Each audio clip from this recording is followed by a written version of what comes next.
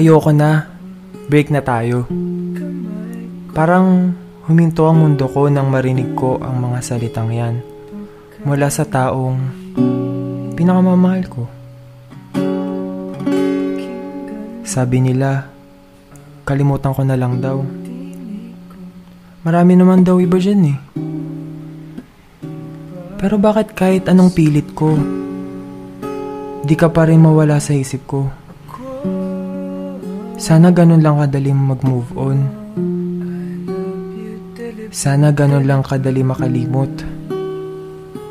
Sana hindi na lang kita minahal. Hindi sana ako nagkaganito.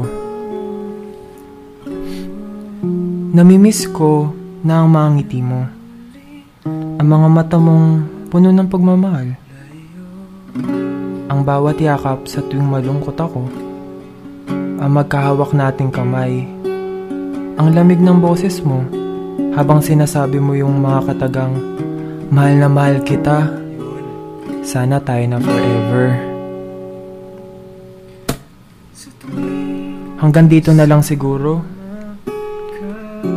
Ayoko mang umasa pero wala akong magagawa. Ayoko mang maghintay pero hindi ko kaya. Mahal na mahal pa kasi kita eh. Sana makasama ulit kita. Sana matuloy natin ang forever. Sana mahawakan kong muli ang iyong mga kamay. Sana marinig ko yung ulit yung boses mo.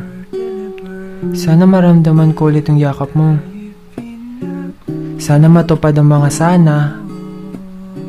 Sana mabasa mo tong sulat ko. Bakit pa kasi ganito eh? Nahihirapan na ako. Bakit mahal pa rin kita? Masisisi mo pa ba ako? Kung kasalanan ng mahalin kang muli, kung kasalanan ng umasa, kung kasalanan ng maghintay sa'yo, matagal na sana ako nakakulong. Sana mapahalagahan mo rin ako. Hindi kita pinipilit na mahalin mo ko. Umaasa lang ako. Umaasang mahalin mong muli. Ngayon ko lang naisip, sa pag-ibig pala, hindi break up ang pinakamasakit. Hindi ang pag-iwan. Ang pinakamasakit na parte ng pag-ibig ay ang umasa. Yung aasa ka sa hindi sigurado. Yung parang nakikipagsugal ka. Mamahalin ka pa bang muli? O umasa na lang sa wala? Ang hirap talaga nito. Bakit pa kasi ganito eh? Bakit mahal pa rin kita?